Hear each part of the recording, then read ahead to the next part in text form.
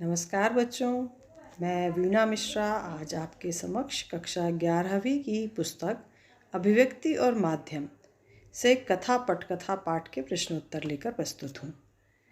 ये आप यहाँ पर पाठ्यक्रम देख सकते हैं 2023-24 का, और इसमें हम देख सकते हैं कि किस तरह से ऊपर देखिए आप डायरी लेखन और कथा पटकथा विषय, इन दोनों विषयों पर क्वेश्चन आने वाले हैं। ये देखिए कथा पटकथा, तो इसमें 4 नंबर के प्रश्न आएंगे, 2-2 नंबर के 2 प्रश्न। तो यह एक बहुत ही महत्वपूर्ण पाठ बनता है। इसके पश्चात हम डायरी लेखन पर भी प्रश्नोत्तर लेकर प्रस्तुत होंगे। तो चलिए बढ़ते हैं हमारे साथ और आगे देखते हैं इसका महत्वपूर्ण पहला प्रश्न। तो इस जो पाठ है कथा पटकथा, इसका मतलब होता है स्क्रिप्ट। हम प्रश्न के जरिए भी इसके अर्थ पर प्रकाश डालेंगे। तो पहला प्रश्न देखते हैं कि मशहूर साहित्यकार स्वर्गीय मनोहर श्याम जोशी की एक महत्वपूर्ण पुस्तक का शीर्षक क्या है। मनोहर श्याम जोशी ने एक महत्वपूर्ण पुस्तक लिखी है जिसका शीर्षक है पटकथा लेखन एक परिचय, और इसका दूसरा अध्याय भी है जिसका शीर्षक है पटकथा क्या भला है। दूसरा प्रश्न है, बहुत ही महत्वपूर्ण है, पटकथा शब्द किन शब्दों से मिलकर बना है और इसका अर्थ व महत्व क्या है। तो पटकथा, जैसा आप शब्द से ही देख सकते हैं, बहुत ही आसान है याद करने के लिए।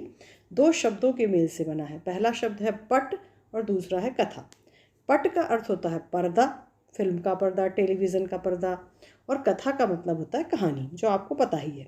अर्थात ऐसी कहानी या कथा जो पर्दे, पट यानी पर्दे अर्थात बड़ा पर्दा हो सिनेमा का या छोटा पर्दा टीवी का, उस पर दिखाई जाए। ऐसी कथा जो पर्दे पर दिखाई जाए। तो ये मैंने यहाँ पर जो प्रश्न उत्तर तैयार किए हैं वो केवल 2 नंबर के अनुसार तैयार किए हैं, कम से कम शब्दों में। तो इसमें आपको विस्तार नहीं मिलेगा और आपको याद करना भी बहुत आसान होगा। अब इसी प्रश्न में दूसरा प्रश्न जुड़ा हुआ है कि पटकथा का अर्थ व महत्व क्या है। तो अर्थ तो हमने देख लिया, महत्व देखते हैं। पहला महत्व, इसी के अनुसार अर्थात पटकथा के अनुसार ही निर्देशक अपनी शूटिंग की योजना बनाता है। डायरेक्टर के पास पटकथा होती है और इस स्क्रिप्ट को देखकर ही वह योजना बनाता है, जैसे आपने अपू के साथ 2.5 साल में भी देखा है। दूसरा, अभिनेताओं को अपनी भूमिका की बारीकियों और संवादों की जानकारी मिलती है। अभिनेता अर्थात एक्टर्स को पता चलता है स्क्रिप्ट देखकर, पटकथा देखकर, कि भाई हमारा क्या रोल है और हमके डायलॉग क्या है। तीसरी चीज़ है, कैमरे के पीछे काम करने वाले तकनीशियनों और सहायकों को अपने अपने विभागों के लिए महत्वपूर्ण सूचनाएं प्राप्त हो जाती हैं। अर्थात कैमरे के पीछे जितने लोग भी जो प्रकाश व्यवस्था देखते हैं, ध्वनि व्यवस्था देखते हैं, उनको पता चल जाता है कि उनको किस सीन में क्या करना है। तो पटकथा में सारी चीज़ें लिखी रहती हैं, सारे डायरेक्शन, सारे निर्देशन लिखे रहते हैं, इसलिए इससे हमें पता चल जाता है। अगला प्रश्न है तीसरा, किसी भी फिल्म यूनिट या धारावाहिक बनाने वाली कंपनी पटकथा तैयार करने के लिए कथा कहाँ से लाती है। आप बहुत सारे सीरियल देखते होंगे, तो आप देखते होंगे या फिल्म देखते होंगे, तो वो फिल्म की कहानी कहाँ से आती है। तो किसी भी फिल्म यूनिट या धारावाहिक बनाने वाली कंपनी को पटकथा तैयार करने के लिए सबसे पहले जो चीज़ चाहिए होती है वो है कथा। अब कथा ही नहीं होगी तो पटकथा कैसे बनेगी। अब सवाल ये उठता है कि ये कथा या कहानी उन्हें या हमें कहाँ से मिलेगी। तो इसके बहुत सारे सोर्स हैं, स्रोत हैं। तो वो कहानी कहाँ से खोजते हैं। देखिए, पहला, हमारे स्वयं के साथ या आसपास की ज़िंदगी में घटी कोई घटना, मतलब कहीं भी उनको ये जानकारी मिलती है कि किसी के साथ कोई घटना घटी है, कोई सत्य घटना है, या उनके खुद के साथ कोई ऐसी घटना घटी होती है, तो उस पर वे फिल्मी कहानी या धारावाहिक बना लेते हैं। दूसरा, अखबार में छपा कोई समाचार, अखबार में कोई ऐसा समाचार छपता है जिसको आधार बनाया जा सकता है। तीसरा, हमारी कल्पना शक्ति से उपजी कोई कहानी, कोई इमेजिनेशन के आधार पे हमने कोई कहानी बना ली, तो उस पर भी फिल्म या धारावाहिक बन जाते हैं। इतिहास के पन्नों से झांकता कोई व्यक्तित्व या सच्चा किस्सा, अब जैसे झांसी की रानी पर फिल्म बन गई, दबंग फिल्म बनी, खिलाड़ियों पे बनी है, कपिल देव पर बनी है 1986। तो इतिहास के पन्नों से कोई व्यक्तित्व या सच्चा किस्सा झांकता है, उस पर भी धारावाहिक या फिल्म बनाई जा सकती है। साहित्य की किसी अन्य विधा की कोई रचना, मतलब आप देखते हैं कि साहित्य में कई नाटक हैं, कई कहानियाँ हैं, कई उपन्यास हैं, तो उसकी किसी रचना को भी आधार बनाया जा सकता है। मशहूर उपन्यासों, कहानियों पर फिल्म या सीरियल बनाने की परंपरा काफ़ी पुरानी है। कुछ 10 वर्ष पहले शरत चंद्र चट्टोपाध्याय के प्रसिद्ध उपन्यास देवदास को हिंदी में तीसरी बार फिल्माया गया। देवदास फिल्म 3 बार बन चुकी है। इसके अलावा भी हिंदी में बहुत सारे लेखक हैं, जैसे मुंशी प्रेमचंद जी, फणीश्वर नाथ रेणु, धर्मवीर भारती, मन्नू भंडारी। इनके तमाम रचनाओं को समय समय पर पहले पर्दे पर दिखाया जाता रहा है। अगला प्रश्न बनता है, पटकथा और नाटक की संरचना या ढांचा में अंतर और समानता क्या है। ये प्रश्न मोस्ट आईएमपी क्वेश्चन है और ये आ भी चुका है, अभी प्री बोर्ड में हमने देखा है 1-2 बार। तो इस पर बहुत ही छोटा सा प्रश्न है, बहुत आसान है। देखिए, इसे पटकथा और नाटक, पटकथा यानी फिल्म की कहानी, और नाटक मतलब जो मंच पे खेला जाता है। तो इन दोनों की संरचना में क्या अंतर है, इनके ढांचे में क्या अंतर है और क्या समानता है। तो पहले तो हम देखते हैं कि इसको कहते क्या है। फिल्म या टीवी की पटकथा की संरचना नाटक की संरचना से बहुत मिलती है। अंग्रेजी में तो इसको स्क्रीन प्ले कहते हैं। अब इनमें समानताएं क्या है, देखिए। समानताएं हैं, दोनों में पात्र होता है, नायक होता है, प्रतिनायक होता है, मतलब कैरेक्टर होते हैं दोनों में। हीरोज़ भी होते हैं, खलनायक अर्थात विलन भी होते हैं। अलग अलग घटना स्थल होते हैं, दृश्य होते हैं। कहानी का क्रमिक विकास होता है, अर्थात क्रमशः कहानी आगे बढ़ती है। द्वंद्व टकराहट होते हैं, कहीं कहीं कहानी में फाइटिंग भी होती है, इस प्रकार से मानसिक टकराहट भी होती है और कहानी आगे बढ़ते जाती है, और अंत में समाधान भी होता है। तो ये समानता है दोनों में। अब देखते हैं हम अंतर। एक तरफ देखिए नाटक है, एक तरफ फिल्म की पटकथा है। नाटक के दृश्य बहुत अक्सर अधिक लंबे होते हैं। फिल्मों में कैसे होते हैं, छोटे छोटे होते हैं। नाटक में घटना स्थल सीमित होते हैं क्योंकि उनको मंच पे दिखाना है, और फिल्म में घटना स्थल की कोई सीमा नहीं होती क्योंकि वो कहीं पे भी रिकॉर्ड किए जा सकते हैं। नाटक जो है सजीव कला माध्यम, अर्थात वह साक्षात हमारे सामने खेला जाता है, उसके कैरेक्टर हम देख सकते हैं। जबकि फिल्म में क्या होता है, पूर्व रिकॉर्डेड छवियाँ होती हैं, चित्र होते हैं या ध्वनियाँ होती हैं।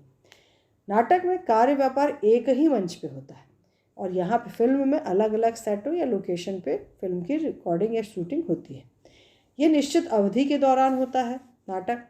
वहीं पे जो फिल्म होती है 2 दिन से लेके 2 साल तक चल सकती है। जैसे अपू के साथ 2.5 साल फिल्म, जो 2.5 साल जो पाथेर पंचाली फिल्म, 2.5 साल का जिक्र उसमें हुआ है।